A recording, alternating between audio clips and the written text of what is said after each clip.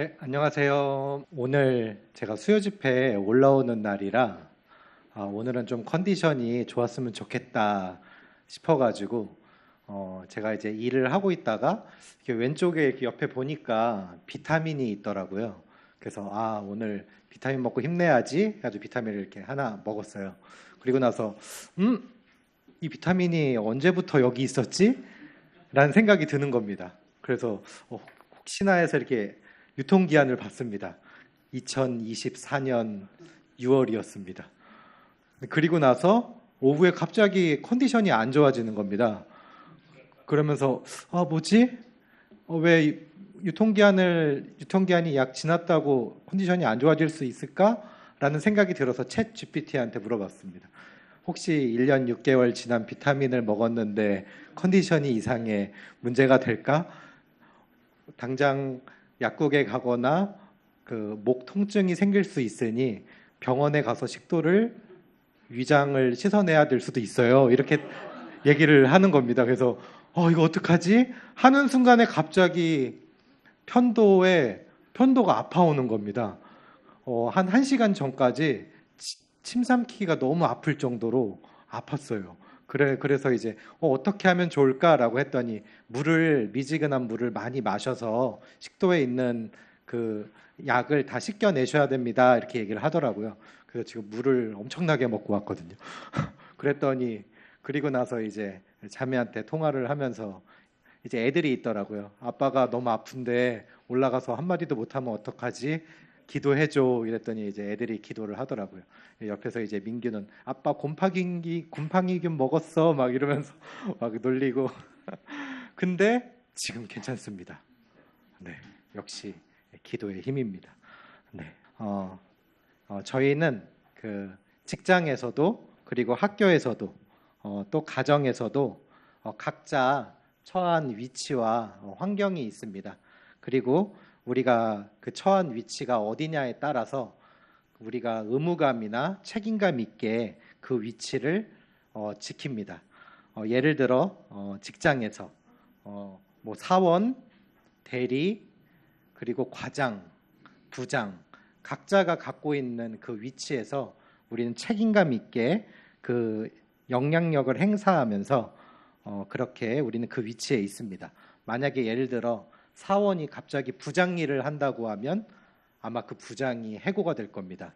근데 만약에 거꾸로 얘기했습니다. 네, 부장이 사원 일을 한다고 하면은 그 부장은 해고가 될 겁니다. 근데 만약에 사원이 부장 일을 한다고 하면은 그 사원은 승진을 하겠죠.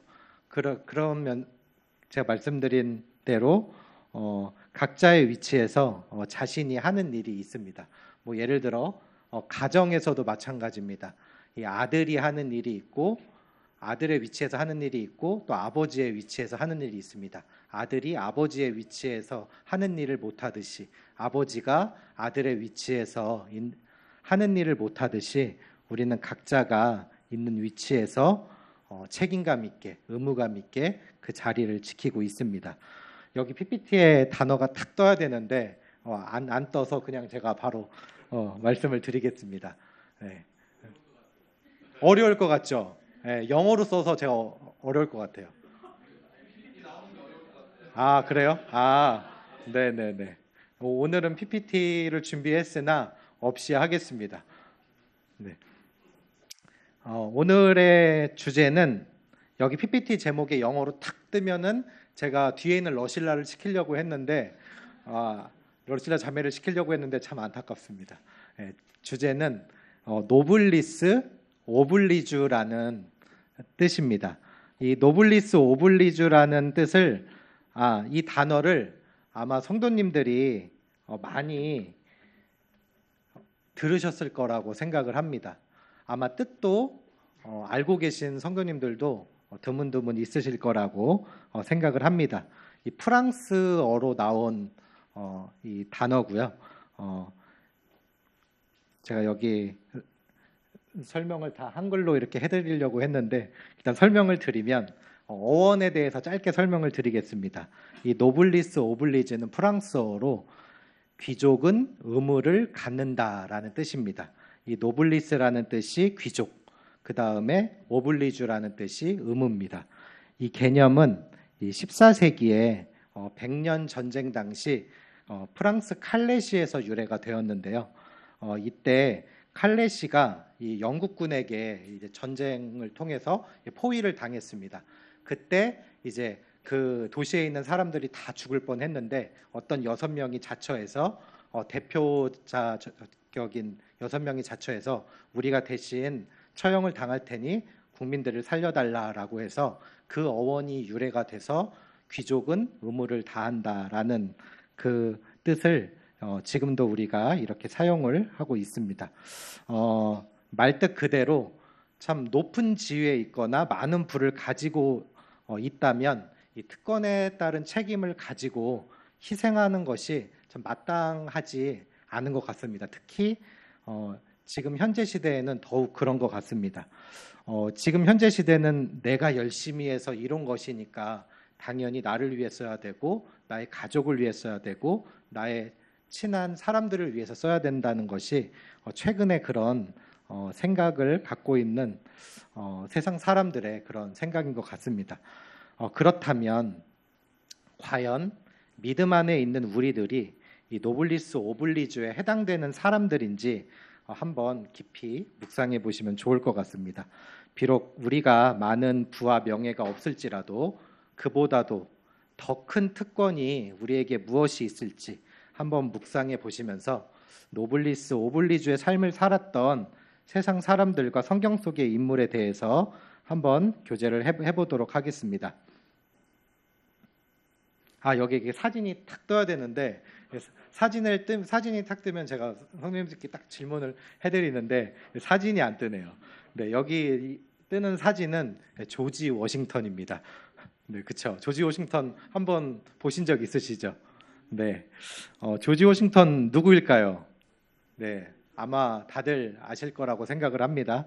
네, 미국 초대 대통령이자 독립전쟁의 총사령관이었습니다. 그가 독립전쟁에서 승리 후에 왕으로 추대받을 수 있었고 전제 군주로 추대받을 수 있었지만 이 사람은 왕 자리에 오르지 않고 권력을 자발적으로 내려놓고 평민으로 돌아갔습니다. 그리고 그는 뛰어난 또 어록을 남겼는데요. 권력은 명예를 위해 쓰이는 것이 아니라 국민을 위한 봉사에 쓰여야 한다라는 놀라운 어록을 남기게 되었습니다. 그가 참 놀라운 권력자였지만 이 권력을 절제하고 책임을 다한 참 상징적인 사건이었고요. 그가 나중에 고별 연설 후에 나는 국민의 자유를 위해 일했을 뿐 영광은 그들에게 있다라는 또한 놀라운 연설을 또 남기게 되었습니다. 그리고 또 다른 분 하나 이렇게 보게 되면요. 이번에는 알베르트 슈바이처입니다. 그는 독일의 신학자였고요. 그리고 뛰어난 의사였고 또 뛰어난 음악가로 유럽 최고의 수준과 그런 지성과 명예를 지녔던 그런 인물입니다. 그가 독일에서 아마 그렇게 쭉 자라고 교육받고 그렇게 했었으면은 아마 총리의 자리까지 올라갈 수 있는 그런 사람이었습니다. 어쩌면 그는 막대한 명예와 막대한 부와 막대한 권력을 가진 그런 인물이었습니다. 하지만 그는 자신의 모든 위치와 권력을 버렸습니다. 그리고 아프리카 가봉에 가서 그렇게 의료 선교사로 그렇게 그는 시작했고요. 1952년에 그는 노벨 평화상을 수상했습니다. 그도 뛰어난 어록을 남겼는데요. 인간은 자신이 받은 축복만큼 타인을 위해 살아야 한다라는 또한 놀라운 어록을 남기게 됩니다. 그리고 다음에는 플로렌스 나이팅게일입니다. 아마 많이 알고들 계실 거라고 생각합니다. 민규도 나이팅게일이라는 책을 갖고 있더라고요.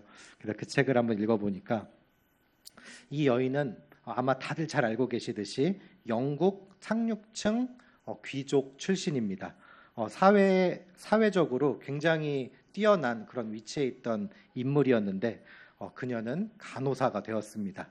그리고 크림 전쟁 당시 많은 이들을 치료하고 구했으면서 또 야전 병원을 하나 만들어서 사망률을 대폭 낮추게 한 뛰어난 인물로 그렇게 기록이 되어 있습니다. 그녀 또한 놀라운 어록을 남겼는데요.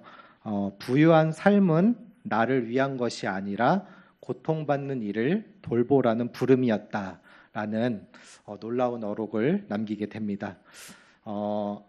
제가 이렇게 세 명의 인물을 소개해 드렸는데요.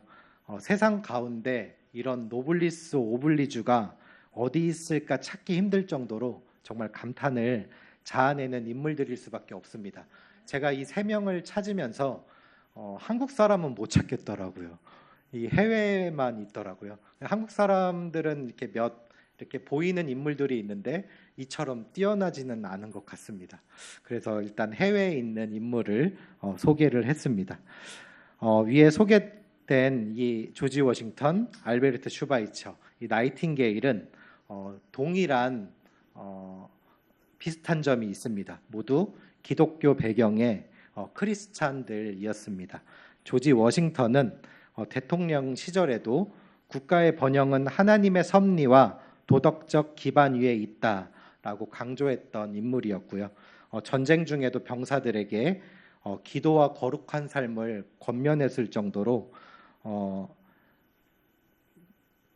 뛰어난 본을 보였던 그런 인물이고, 또 전쟁 시작 시 하나님께 겸손히 의지하라라는 포고문을 내렸던 것과 같이 그는 하나님의 사람이었습니다.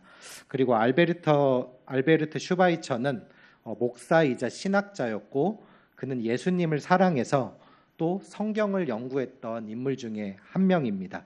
30세 이후에 그는 열심히 공부를 하던 중에 예수님의 사랑을 깨닫고 나 또한 예수님과 같이 타인을 위해 살아야 한다라는 결단으로 그는 의학 공부를 시작해서 아프리카 의료 선교를 나갔고요. 그는 평생을 책에 남기기를, 나는 예수님의 제자로 예수님의 길은 사랑의 길이니 나는 그 길을 따라가려 한다라고 이렇게 고백을 했던 인물입니다.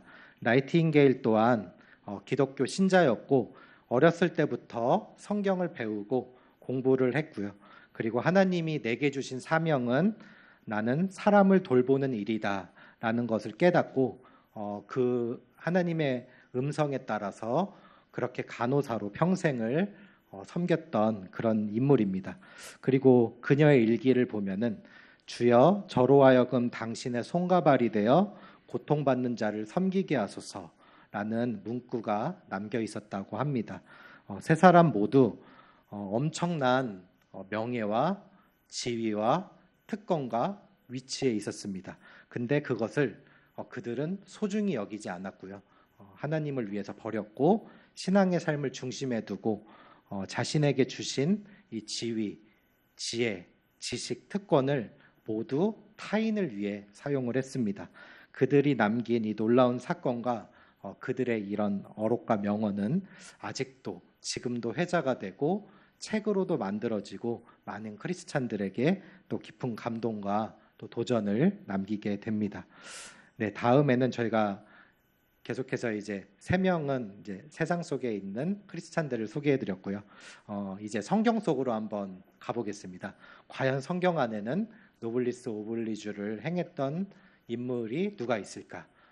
저는 계속 성경 인물 중에 많이 있겠죠. 많이 있습니다. 근데 그 중에서 딱 한 명을 꼽자고 하면은 당연히 예수님이죠. 근데 예수님 빼고 한 명을 더 꼽자고 하면은 저희가 수요 집회에 항상 회자됐던 인물이 있었죠. 네, 모세입니다.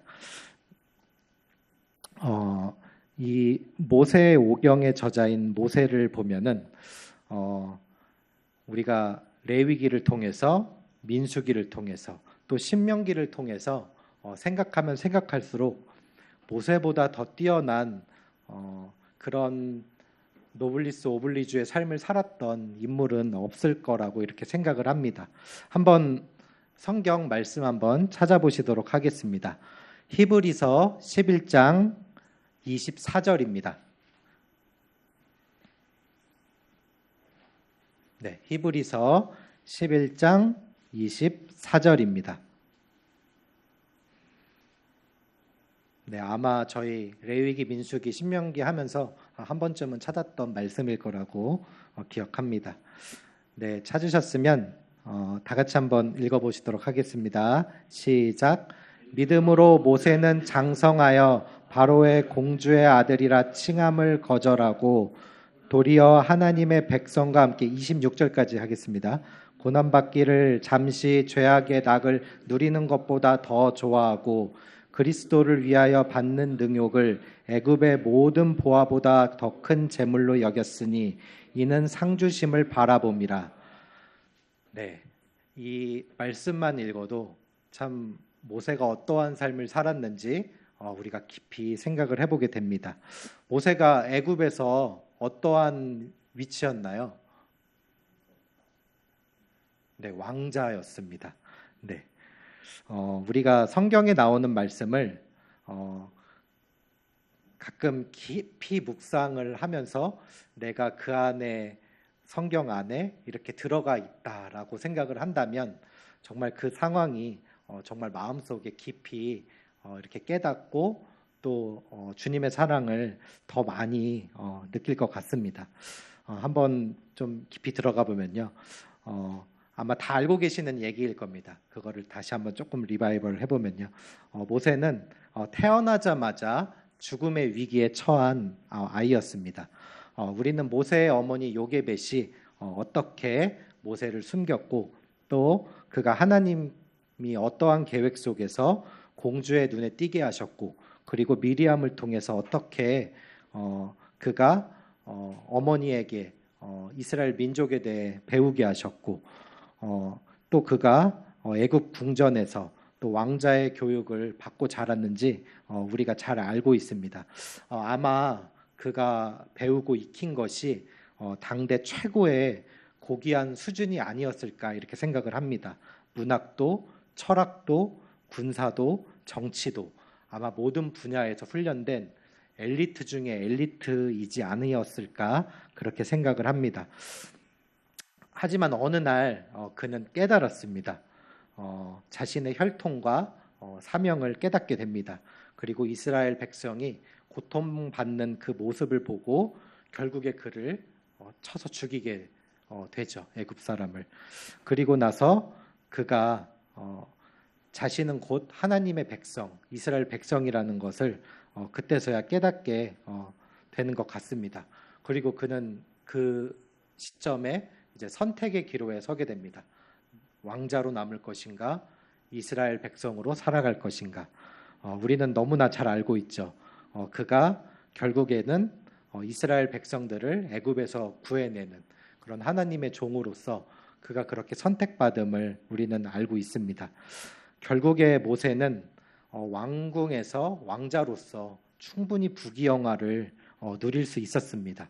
하지만 그는 이스라엘 백성들이 고통받는 것을 외면하지 않았습니다. 그가 미래에 현재에 누릴 수 있는 모든 그러한 지위와 특권과 명예와 그런 것들을 모두 내려놓는 선택을 하게 되었습니다. 그리고 억눌린 자신의 이스라엘 백성들을 위해서 결국에는 그들과 함께하는 길을 선택합니다. 만약에 우리가 그런 상황이라면 어떠한 선택을 하실지 한번 생각해 보면 좋을 것 같습니다. 내가 만약 대통령의 자녀라면, 내가 만약 대기업 총수의 자녀라면 나는 과연 그 부귀영화를 포기할 수 있을까라는 생각을 했을 때 결코 쉽지 않을 것 같더라고요. 어마어마한 막대한 재산과 어마어마한 그 부와 명예와 특권과 그것을 어떻게 내려놓을 수 있을지 성경에서 볼 때는 쉽게 보이지만 만약에 내 자신이 그 자리에 있었다고 하면은 정말로 쉽지 않았을 것입니다. 그리스도인이었더라도 우리가 믿음 안에 있는 사람이었더라도 그러한 자리를 버리는 것은 쉽지 않을 거라고 그렇게 생각을 합니다. 말씀 한 구절 또 찾아보시겠습니다. 출애굽기 32장 30절에서 32절입니다. 네, 출애굽기 32장 30절에서 32절입니다. 네, 이것도 저희 레위기, 민수기, 신명기 공부할 때 한 번쯤 찾았던 말씀이라고 기억합니다. 네, 시간이 없기에 제가 빠르게 읽도록 하겠습니다. 이튿날 모세가 백성에게 이르되 너희가 큰 죄를 범하였도다. 내가 이제 여호와께로 올라가노니 혹 너희의 죄를 속할까 하노라 하고 여호와께로 다시 나아가 여짜오되 슬프도소이다. 이 백성이 자기들을 위하여 금신을 만들었사오니 큰 죄를 범하였나이다. 그러나 합의하시면 이제 그들의 죄를 사하시옵소서. 그렇지 않사오면 원컨대 주의 기록하신 책에서 내 이름을 지워버려 주옵소서. 네, 이 사건은 성도님들 잘 알고 계시는 금송아지 사건입니다. 모세가 하나님께 시내산에 십계명을 받으러 올라갈 때 그들은 산 안에서 모세를 기다리지 못해서 초조해하다가 결국에 아론을 통해서 금송아지를 만들게 됩니다. 그리고 그들은 이 금송아지를 우리를 인도한 신이라며 외치는 그런 끔찍한 죄를 범하게 됩니다. 하나님과 언약을 맺은 지 불과 며칠 만에 이렇게 우상숭배로 돌아가게 된 겁니다. 하나님께서 진노하셨고 그들을 진멸하겠다고, 그리고 모세를 통해서 새로운 민족을 이루겠다고 이렇게 말씀을 하십니다. 이 말을 다시 한번 좀 깊이 생각을 해보면요, 그 말의 뜻은 결국에는 모세에게 새로운 기회가 생겼다는 것을 의미를 하는 것 같습니다. 이 제안이 만약에 저였다면 받아들였을 것 같습니다. 왜냐하면 저를 통해서 새로운 민족이 시작되는 거니까 얼마나 그 유혹적인 말이 아니겠습니까? 근데 모세는 그렇지 않습니다. 하나님께 엎드리고 이 죄가 자신의 죄라고 생각을 하고 백성의 생명을 살려달라고 그렇게 하나님께 중보합니다. 오히려 천국의 자기의 이름을 없애버려 달라면서까지 자신의 생명을 내어주기까지 그렇게 이스라엘 백성들을 위해서 하나님께 중보합니다. 쉽지 않습니다. 우리가 남을 위해서 희생하면서 그렇게 기도하는 것이 결코 쉽지만은 않습니다. 가족을 위해서도 쉬울까요? 쉽지 않습니다. 저는 여기서 다시 한번 모세가 참 어떻게 왜 하나님께서 그를 세우셨는지 다시 한번 모세를 돌아보는 그런 시간이었습니다. 그리고 또 민수기 12장 3절에 보시면 모두들 잘 알고 계신 말씀인데요. 이 사람 모세는 온유함이 지면의 모든 사람보다 승하더라. 위에 말씀드린 이 모세의 백성을 향한 마음이 바로 이 말씀의 온유함이지 아닐까 생각을 합니다. 온유하지 않으면 남을 나보다 더 생각할 수 없는 것 같습니다. 모세는 이스라엘을 인도할 때 백성들은 늘 모세를 불평했습니다. 힘들다고, 또 음식으로도 만나도 매출하기도 타박하면서 오히려 애굽으로 다시 돌아가고 싶다고 그렇게 불평한 이스라엘 백성들이었습니다. 하나님께서는 이스라엘을 진멸하시겠다고 그렇게 말씀을 하셨지만 계속해서 모세는 하나님께 이스라엘 백성들을 위해서 중보를 합니다. 심지어 자신의 형제자매인 아론과 미리암도 모세를 비난했었죠. 그리고 모세 너만 하나님의 말씀을 받느냐, 우리도 하나님과 교통한다라고 모세의 권위에 도전하기까지 그렇게 했습니다. 하지만 모세는 온유함으로 자신을 변호하거나 싸우지 않았고 하나님께 모든 것을 맡겼습니다. 하나님께서 비난했던 누이 미리암을 오히려 그 문둥병이 걸리게 하셔서 그렇게 고난을 주셨지만 그것조차도 모세는 중보합니다. 그녀가 낳기를 중보하여 또 하나님께서 이렇게 치료를 해주십니다.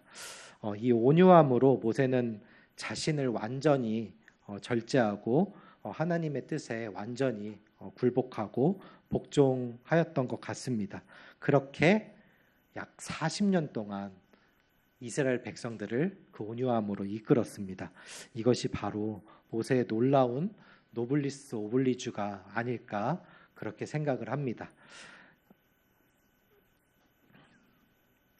네, 모세가 이처럼 구약의 대표적인 모범이고 예표라면 그 완성은 성도님들이 당연히 아시듯이 우리 주님이십니다.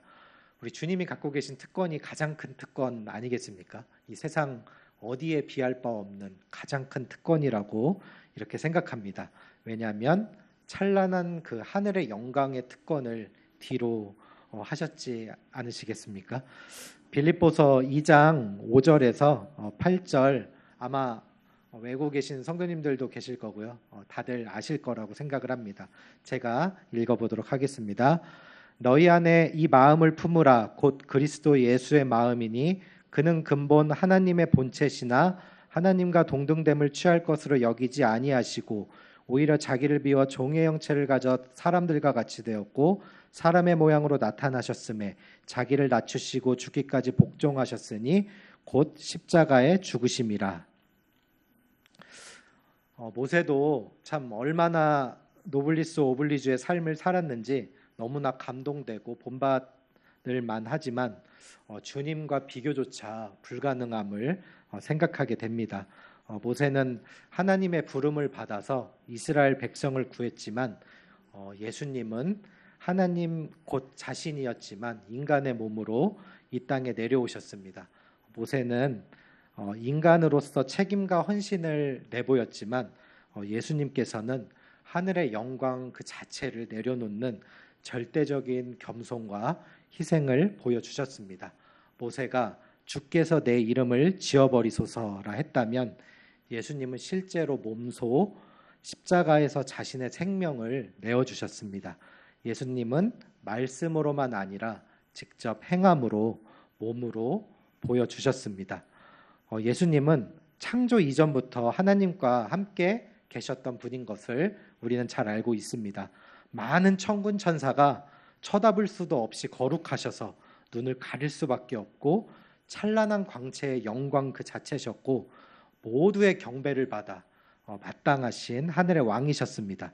그러나 그 찬란한 하늘의 영광을 그 자리를 버리고 가장 낮은 죄인의 인간의 몸으로 이 땅에 오셨습니다. 그분이 선택하신 장소는 궁전이 아니었고 마구간이었고요. 그분이 입으신 옷은 비단 옷이 아니라 가난한 자들이 입는 아마포였고요. 그리고 그분의 손에 쥔 것은 왕의 권위를 상징하는 왕홀이 아니라 목수의 망치였습니다. 세상 왕들은 신하가 자신을 위해 섬기는 것이 당연하지만 예수님은 왕이셨지만 친히 사람의 종이 되셨습니다. 마가복음 10장 45절에 인자가 온 것은 섬김을 받으려 함이 아니라 도리어 섬기려 하고 자기 목숨을 많은 사람의 대속물로 주려 함이라. 네, 말씀 그대로 자신의 권세를 모두 내려놓으셨을 뿐만 아니라 그분의 낮아지심은 단순한 겸손의 태도가 아니라 우리를 살리기 위한 희생의 길이셨습니다. 요한복음 10장 11절에 한번 보시면 나는 선한 목자라 선한 목자는 양들을 위하여 목숨을 버리느니라. 네, 예수님은 죄가 하나도 없으셨습니다. 하지만 그 죄인의 자리에 서셔야만 했었으며 죄인의 형벌을 받으셔야만 했으며 죄인의 부끄러움을 모두 다 짊어지셔야만 했습니다. 모세가 그들의 죄를 사하시옵소서 그렇지 않으면 내 이름을 지워버리소서라고 했지만 예수님께서는 누가복음 23장 34절에 아버지여 저들의 죄를 사하여 주옵소서 그들은 자기가 하는 것을 알지 못함이니이다 라고 하시면서 실제로 예수님께서는 십자가에서 자신의 모든 물과 피를 흘리셔서 저희들의 모든 죄값을 다 속죄해 주셨습니다. 그렇게 그분은 자신을 조롱하고 희롱하고 그렇게 자신을 침뱉고 돌 던지던 많은 군중들에게 환호받을 수도 있으셨지만 그 환호를 선택하지 않으셨고 오히려 수치와 고통을 선택하셨습니다. 모세가 민족의 죄를 모두 짊어지려 했다면 예수님은 온 인류의 죄를 모두 짊어지셨습니다. 모세는 이스라엘의 죄를 위해서 계속해서 중보했다면 그분은 생명을 내어주심으로 우리 모두를 살리신 중보자가 되셨습니다. 그리고 예수님께서는 마지막 죽기 직전까지 자신을 종처럼 낮추셨습니다. 12명의 제자들을 모아놓고 예수님께서는 그들의 주님이셨고 그들의 스승이셨지만 무릎을 꿇고 그들의 발을 닦는 종의 모습을 취하셨습니다. 그 시대의 발을 씻긴다는 것은 정말 가장 낮은 그런 종의 일이었다는 것을 모두 잘 알고 계실 겁니다. 심지어 모든 제자들이 다 자신을 배반하고 도망갈 것이라는 것을 다 아시면서도, 그리고 유다가 자신을 은 30에 팔 것이라는 것을 다 아시면서도 예수님께서는 모두 하나하나 그 발을 닦으셨습니다. 그리고 그들이 회개하고 돌아오기를 또한 바라셨습니다. 또한 예수님께서 마태복음 26장 39절의 말씀대로 아버지와 할만하시거든 이 잔을 내게서 지나가게 하옵소서. 그러나 내 원대로 마옵시고 아버지의 원대로 하기를 원하나이다 라고 십자가의 육체적인 고통, 그리고 저희 주일에 말씀하셨던 것대로 아버지와 분리되는 그런 정신적인 고통, 영적인 고통까지 감내하시기까지 복종하시고 순종하셨습니다. 정말 이 세상에 이와 같은 노블리스 오블리주가 어디 있겠습니까? 주님밖에 없을 것이라고 생각을 합니다. 제가 이렇게 짧게 주님에 대해서 설명을 드렸지만 아마 더 많을 것이라 생각을 합니다. 성도님들 한번 묵상해 보시면 좋을 것 같습니다. 우리는 지금까지 크리스찬 3명과 또 모세, 이렇게 예수님에 대해서 노블리스 오블리주의 본을 이렇게 교제를 했습니다. 이제 노블리스 오블리주를 행하며 살아야 할 가장 중요한 한 명이 있습니다. 바로 누구일까요? 저입니다. 바로 우리 자신입니다. 우리에게 특권이, 책임이 당연히 있습니다. 구원받은 그리스도인에게는 당연히 그 의무와 책임이 있습니다. 왜냐하면 우리 또한 하늘의 특권을 받았기 때문입니다. 우리 또한 그 책임을, 그 의무감을 모세가 그랬듯이, 주님이 그랬듯이 헌신으로, 희생으로 그렇게 우리는 드러내야 하는 자리라고 생각을 합니다. 빌립보서 3장 20절에 우리의 시민권은 하늘에 있다고 말씀하십니다. 구원받은 그리스도인은 모두 하늘의 귀족이고 하늘의 왕족입니다. 아멘이십니까? 네. 서론에 말씀드렸다시피 우리가 직장에서, 그리고 학교에서, 가정에서 그 위치에서 책임과 의무를 나타내듯이 그 위치에서 책임과 의무를 다하지 않으면 이상하다는 것을 우리가 발견을 했잖아요. 제가 서론에 말씀드렸듯이 아들이 아버지가 하는 것을 할 수 없고 아버지가 아들이 하는 것을 할 수가 없습니다.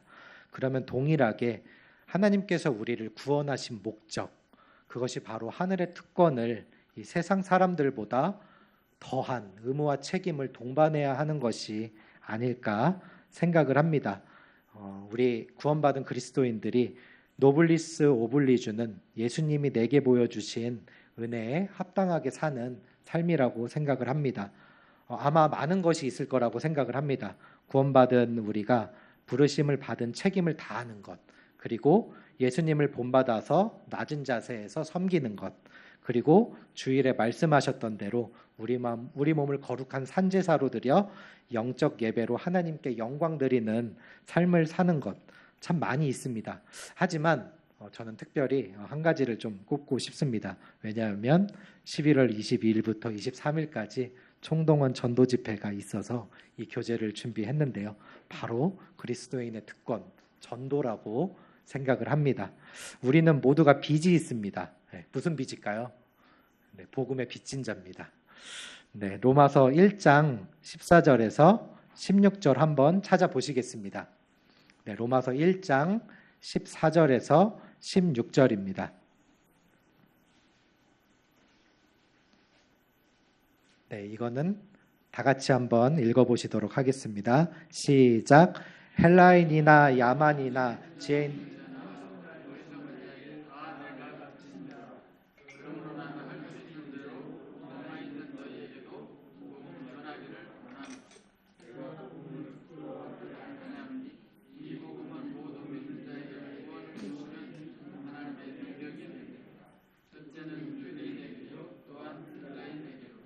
네, 아멘입니다. 세상은 특권을 누리기 위해서 부와 명예를 누리기 위해서 분발하고 노력합니다. 하지만 우리는 하나님 나라의 특권을 행함으로 나타내야 합니다. 이것이 바로 우리의 노블리스 오블리주가 아닐까 생각합니다. 바울이 로마에서 자신을 복음의 빚진 자라고 표현했고, 그는 복음을 소유한 자가 아니라 전해야 할 의무를 가진 자라고 그렇게 고백을 하였습니다. 우리 모두가 복음을 받았다는 것은 첫 번째로 하나님 나라의 비밀을 알게 된 특권이고요. 둘째로 세상을 향해 그 비밀을 전해야 할 사명을 갖고 있습니다. 복음은 우리를 구원했지만 동시에 나를 보내는 힘을 갖게 합니다. 우리 모두는 구원받은 자로서 멈추지 않고 구원을 전하는 자로 나아가야 합니다. 우리가 침묵할 때 세상은 여전히 빛 가운데 있지만 우리가 입을 열어 복음을 전할 때 어둠은 빛으로 바뀝니다. 우리가 복음을 전하는 것은 선택이 아니라 의무이며 사랑의 책임이며 특권입니다. 예수님이 우리에게 보여주셨던 그 낮아지심과 겸손을 우리는 복음으로 살아내기를 원합니다. 그분이 희생을 통해서 우리에게 복음을 전해주셨던 것 같이 우리 또한 희생을 동반해야 합니다. 복음을 전하는 것은 반드시 어려운 환경을 직면하게 됩니다. 모세가 고난을 당하였던 것처럼, 예수님이 희생을 당하셨던 것처럼 복음을 전하는 것은, 전도는 고난을 반드시 동반을 합니다. 사랑의 수고 없이는 단 한 명의 영혼도 얻을 수가 없습니다. 시간이 많이 지나서 제가 읽도록 하겠습니다. 마태복음 5장 11절인데요. 나를 인하여 너희를 욕하고 핍박하고 거짓으로 너희를 거스려 모든 악한 말을 할 때에는 너희에게 복이 있나니. 네, 우리는 주변의 복음을 전하게 되면 마음을 상하게 하는 말들을 많이 듣게 됩니다. 복음은 이렇게 주변의 사람들과 나를 어렵게 합니다. 말씀 그대로 우리에게 하늘의 복이 있다고 생각하면은 우리는 담대할 수 있다고 생각합니다. 또한 소심한 성격으로 또 거절당하게 될 그 두려움 때문에 우리가 복음의 입술을 묶어버릴 때가 많이 있음을 생각하게 됩니다. 하지만 주님께서 말씀하십니다. 두려워하지 말라, 내가 너와 함께 함이라 라고 이렇게 말씀을 하십니다. 가정에서, 직장에서, 그리고 학교에서 우리가 복음을 전하려 하면 냉대받거나 또 불이익이 있을 수가 있습니다. 그렇다고 움츠리고 전하지 않는 것은 우리를 구원하신 하나님의 사랑을 저버리는 행동이라고 이렇게 생각을 합니다. 우리에게 주신 이 노블리스 오블리주의 하늘의 특권을 바울이 고난 속에서, 그리고 핍박 속에서, 그리고 많은 매질 속에서 오히려 자신을 복음의 빚진 자라고 표현을 하면서 하나님의 사랑의 빛을 갚아 나가는 삶을 살았던 것처럼 우리 또한 이번 총동원 집회를 위해서 그동안 나를 가둬놨던 이 복음의 입술을, 복음의 빛을 발휘하는 성도님들이 되셨으면 좋겠습니다. 조지 워싱턴은 권력을 포기했고요. 국민의 봉사를 오히려 힘썼고, 알베르트 슈바이처는 총리가 될 수 있는 부와 권력을 포기하고 예수님이 걸었던 그 사랑의 길을 걸었던 자고요. 나이팅게일은 여자잖아요. 어여쁜 귀족으로 그렇게 남편의 사랑을 받으며 살 수 있었으나 하나님이 주신 사명으로 사람을 돌보는 간호사가 되었습니다.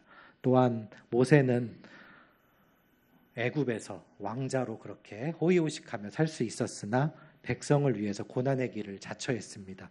예수님께서는 우리의 생명을 구원하시기 위해서 하늘의 찬란한 영광을 포기를 하셨습니다. 하늘의 왕족인 잠실교회 성도 여러분, 성도님들은 복음을 위해서, 그리고 단 한 명의 영혼을 위해서, 그 영혼을 얻기 위해, 복음을 전하기 위해 내 삶에 그 어떤 것을 포기하실 수 있으신가요? 무엇을 희생하실 수 있으신가요? 오늘 이 물음표를 성도님들의 머릿속에, 그리고 마음속에 깊이 남기를 바라며 오늘 교제를 마치도록 하겠습니다. 너무 시간 많이 써서 죄송합니다. 안녕하십니까.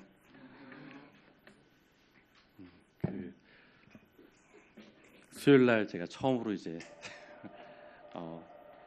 출석을 하게 되는 것 같아서 신고를 드려야 될 것 같은 그런 의무감이 좀 들어서 시간이 얼마 안 남았지만 짧은 시간 동안에 잠깐 말씀을 드리겠습니다. 제가 13년 만에 이제 처음으로 지난 주일날 이제 문을 닫았잖아요. 이제 그리고 나서 이제 과연 월요일 날 어떻게 됐을까에 대한 내심이 이제 그런 기대 반 우려 반 이제 이거를 가지고 갔었는데 예상외로 많은 사람들이 물어보시더라고. 왜 주일날 문 닫았냐고. 저는 이분들이 일요일날 오신 적이 있었나 할 정도의 그런 분들까지도 이제 물어보시는 분들이 많아서 이제 그분들에게 저 교회 다닙니다. 교회 다니려고 이제 문 닫습니다. 그러니까 그 다음에 이분들이 바로 하시는 말씀은 그러면 지금까지는요. 굉장히 좀 부끄러웠습니다. 제 자신 스스로가 참 하나님 앞에 참 생각을 해보면 어찌 보면 하나님을 정말 신뢰하면서 제 삶을 살아내지 못했었구나라는 그런 생각을 또 해보게 되고 또 깨닫게 되면서 그 짧은 시간 동안에 좀 말씀을 좀 함께 나눠보고자 합니다. 하기 전에 잠깐 아까 철경제님이 말씀하신 거 농담이라 생각이 나서 이번에 수양회 때 그 넌센스 퀴즈 할 때 다들 저를 보고 나가라고 막 그랬는데 제가 나가서 한 문제도 못 맞췄거든요. 그래서 제가 넌센스에 그래도 좀 자신있다 생각했었는데 너무 어려워서 요즘에는 눈에 불을 켜고 넌센스를 좀 해보려고 하는데요. 영어입니다. 자, 빌 이제 네가 청소할 차례야를 영어로 뭐라 그러는지 아세요? 빌 클린턴. 자 그러면 조지야 이제 네가 씻을 차례야. 예, 조지 워싱턴입니다. 조경재님이 그 말씀을 하셔서 그게 기억이 났고요. 제가 아이들을 이제 3명을 키우면서 이 아이들의 교육에 대해서 참 여러 가지 고민과 답답함이 사실은 있어 왔었거든요. 그러다가 이제 유튜브나 이런 데를 통해서 소위 말하는 유타 강사가 어떻게 아이들이 공부할 수 있는지에 대한 그런 강의들을 찾아서 이제 보게 됐었는데 놀랍게도 많은 그 강사들이 공통적으로 주장하는 것이 하나가 있는데 기본인 거예요. 기본이 뭐냐면 교과서인 거죠. 우리 아이들을 보게 되면 학원에 다니면서 힘들다는 표현을 많이 하지만 왜 학원에 가는지 학원에서 배운 것이 그 암기할 사항이라고만 생각을 하고 왜 이것이 이렇게 되는지에 생각을 전혀 하지 않고 그냥 무작정 다른 아이들이 하니까 따라하는 식의 이러한 모습들을 우리 새아이가 지금도 보여주고 있는 거예요. 공부는 그게 아닌데 기본이 아니고 교과서를 너무나도 무시하더라고요. 문제집만 갖다 풀어대고 앉아있고 저는 학력고사를 보았고 나중에 수능도 봤던 경험이 있었는데요. 제가 좀 뒤늦게 수능을 하게 되면서 4월 달에 노량진의 학원에 가게 돼서 거기서 이제 수능이 이제 어떻게 구성되는지 전혀 감이 없어서 4월 달부터 7월 달까지 집중적으로 그 교과서 위주로 하는 것을 들었고 그거를 다 듣고 나서 8월 달부터 제가 고향이 수원인데 수원에 있는 이제 시립도서관에 와서 아침에 문 열기 전에 도착해서 문 닫을 때 나오는 일을 수능 직전까지 제가 이제 하루도 거르지 않았던 기억이 있어요. 그러면서 시중에 나와 있는 모든 문제집들을 다 사다가 그거를 풀고 정리하고 워드 노트 만들고 너무나도 이제 피나는 노력을 제가 했고요. 제가 제 인생 가운데 사람이 이러다 죽을 수도 있구나라고 하는 것을 처음으로 느껴봤던 그 짧은 기간이긴 하지만 그런 기간이었고 제 허리 높이를 넘어서는 문제집들을 쫙 나중에 제가 쌓아보니까 그 정도가 이제 풀려졌더라고요. 수능을 보고 나서 제가 딱 내뱉은 첫 마디가 있었습니다. 전도서처럼 헛짓했다. 7월 말 8월 달부터 수능 때까지 모든 문제집을 분석을 하고 문제를 풀어내고 이런 모든 것들이 수능하고는 아무런 상관이 없는 짓을 했던 거예요. 그러면 도대체 수능은 그러면 뭐를 기준으로 했을까? 교과서를 위주로 진행됐던 것을 기반으로 했던 것일 뿐이고 절대로 편법이나 아니 요령이나 이런 걸 가지고 수능을 결코 잘 볼 수 없다는 걸 저는 그때 깨달았거든요. 우리의 신앙은 어떨까요? 성도님들, 철경님도 앞에서 말씀을 하셨고, 그다음에 이런 것들을 모두 종합해 볼 때 우리가 갖고 있는 신앙, 성도님들은 하나님을 어느 정도로 믿고 계십니까? 하나님을 어느 정도로 알고 계시고 어느 정도로 믿고 계실까요? 성도님들은 아니실 수도 있겠지만 저는 종종 의심의 그런 마음들이 생기곤 해요. 이거를 과연 하나님이 들어줄 수 있을까라는 생각을 늘상 가지고 있는 거죠. 이거는 내가 볼 때도 불가능해 보이는데 라는 생각을 늘 저는 가지고 있는 거예요. 그러니까 저는 하나님을 어느 정도까지 신뢰를 하는가에 대한 질문에 자신 있게 답을 못하게 되더라고요. 그러면서 오늘 창세기 15장 17절 18절의 말씀을 함께 좀 보고자 하거든요. 제가 읽어드리겠습니다. 해가 져서 어두울 때 연기 나는 풀무가 보이며 타는 횃불이 쪼갠 고기 사이로 지나더라. 그날에 여호와께서 아브라함으로 더불어 언약을 세워 가라사대 내가 이 땅을 애굽 땅에서부터 그 큰 강 유브라데기까지 내 산업의 자손에게 주노니. 이건 성도님 너무나 잘 알고 계시는 언약의 내용이잖아요. 히브리어로 언약 안에 to cut off라고 하는 뜻이 들어있다고 하죠. 쪼갠다는 의미가 들어있는 거예요. 17절을 보시게 되면 하나님께서 쪼갠 고기 사이로 지나가는데, 이것은 내가 누군가 만약에 그 언약을, 그 계약을 이행하지 못한다면 여기 나와 있는 것처럼 그 재물이 쪼개지듯이 그거를 약속한 사람이 쪼개진다는 하는 그 의미를 가지고 있죠. 이게 첫 번째고요. 두 번째는 이것은 언약과 곧 계약임에도 불구하고 하나님과 아브라함이 맺은 상대방이 있는 계약이 아니라 하나님의 일방적인 언약인 거예요. 아브라함은 지나가질 않죠. 왜 그럴까요? 이 약속을 아브라함은 그리고 우리는 결코 지킬 수 없기 때문이죠. 우리는 하나님과 계약을 맺을 자격조차 없는 자들이기 때문에 그렇죠. 이런 자들을 대상으로 하나님께서 스스로가 내가 너희에게 말한 이 언약을 지키지 않는다면 내 몸이 쪼개지는 이런 것을 내 감당하겠다라고 하시는 말씀인 거예요. 우주를 창조하시고 모든 물질을 창조하시고 천지를 창조하신 하나님께서, 쪼개지는 것은 불가능하신 하나님께서 우리에게 하나님께서 하신 이 말씀은 그 몸을 쪼개는 한이 있더라도 반드시 지켜내시겠다고 하는 이 말씀이 이 안에 담겨져 있는 거죠. 예전에는 이 구절을 보면서 그냥 무심코 넘겼는데 이제 다시 이 말씀을 요 근래에 보게 되면서 나와 동행하시고 18절도 말씀을 드려야 되는 건 있다 하고, 하나님께서 그 아브라함에게 했던 세 가지 약속 중에 함께 하신다는 약속이 분명히 계셨거든요.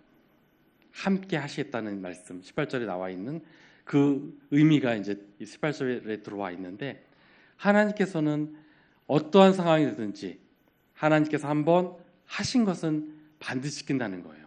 그러면 달리 말하면 내가 지금 고난을 당하고 있고 내가 어려움을 처하고 있고 내가 누군가에게 사기를 당하고 내가 사랑하는 사람을 잃게 되는 극악한 상황이 된다 하더라도 여기에는 하나님의 뜻이 반드시 있다는 의미고 하나님께서 함께하고 계시다는 의미인 거예요.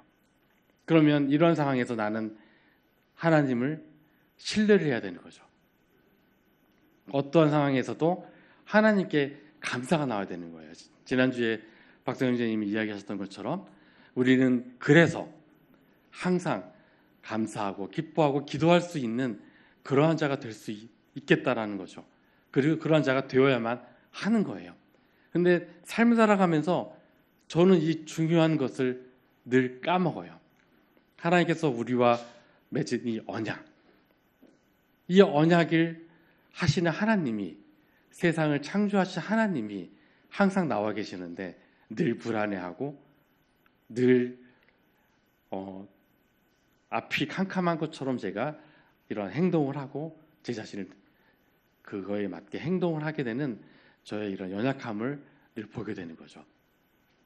구약의 언약은 쪼개짐, 신약의 언약은 조금 그 언약의 그 헬라어의 의미에 보면 이것을 그대로 담고 있긴 하지만 거기에 조금 다른 것 언약의 의미가 들어 있습니다.